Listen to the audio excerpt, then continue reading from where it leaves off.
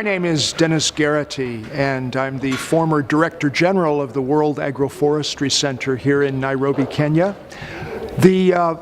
center is the world leader in research and development on the role of trees in farming systems.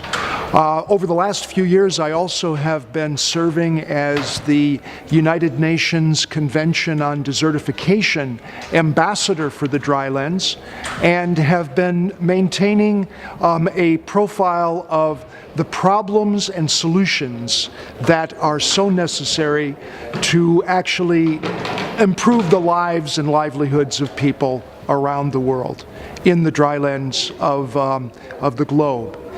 Information is one of the most critical constraints for the thousands of farmers who live in the drylands, and for the development workers and the extensionists that are also trying to help them to adjust their systems, develop new practices to improve their income.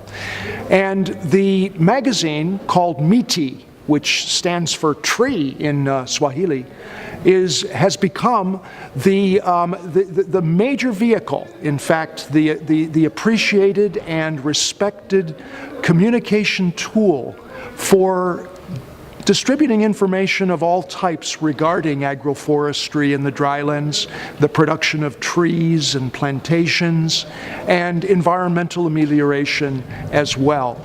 I've been very, very impressed with the quality of the MITI magazine and the articles and the features that it presents. It's really becoming well known all across the region now. Although it started in Kenya, there's now a lot of subscribers from Uganda and other countries who are interested in trees for dryland production systems. We at the World Agroforestry Center, who are very concerned about the quality and quantity of information that farmers and development specialists can receive,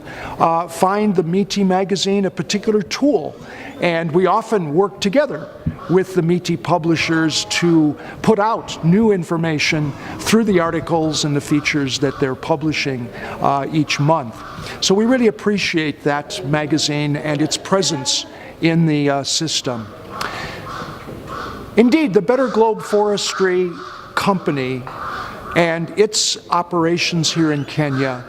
have opened up new vistas for the way in which a private sector company can contribute to development in the drylands. We need a lot more of those kinds of investments where companies can, in fact, collaborate with the poorest farmers in the country in meeting joint mutual interests in producing more trees and building industries based on the wood produced as timber and as feedstock for furniture and other high-quality goods. One example of a tree species that has been pioneered, in fact, by the Better Globe Forestry Group is mukau, or Melia volkensi, which has been a species of great interest to our scientists here at the World Agroforestry Center because it's an indigenous tree species here in Kenya, present throughout the drylands, and yet one which has received so little attention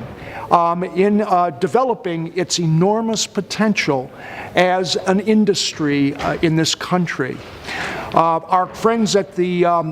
Kenya Forest Research Institute have also been working with Better Globe Forestry and our scientists at World Agroforestry Center because we have a joint vision, actually, that in the future the amount of mukau produced by farmers is going to increase to the thousands and tens of thousands of producers as people begin to appreciate the profitability of this species. Now, why, you ask, is mukau particularly special? And that is because it is unique in the fact that it is a dryland species, very adapted to drought conditions and poor soil environments, and yet it is of quality that is comparable to the best of mahogany, which is the standard that is of high quality furniture wood produced from the forests of Africa. In fact, here in Kenya, nearly all of the high-quality mahogany-type wood is now imported from the Congo Basin, where deforestation is rampant, and those logs, those big logs, are being transported to Kenya in massive trucks every day, depleting the Congo Basin forests in the process. Now, what Better Globe Forestry realized was that this species, mukau, could be produced as an alternative to mahogany from the Congo, and in the process creating a whole industry of production, harvesting, processing, and the development of high-quality timber and furniture goods that could eventually be a major export industry in Kenya. We're all agreed that this is the vision, and it could be an enormous benefit to economic growth in the drylands if we can see that vision through to fruition. And I would say that Better Globe Forestry has been the key vehicle for, in fact, developing both interest in the species and models of investment that can enable farmers by the thousands to have the credit, to have the technical support, to have the seeds and seedlings of this species of tree that they can plant on their farms, manage either as woodlots or as intercropped trees with their annual species of crops like maize,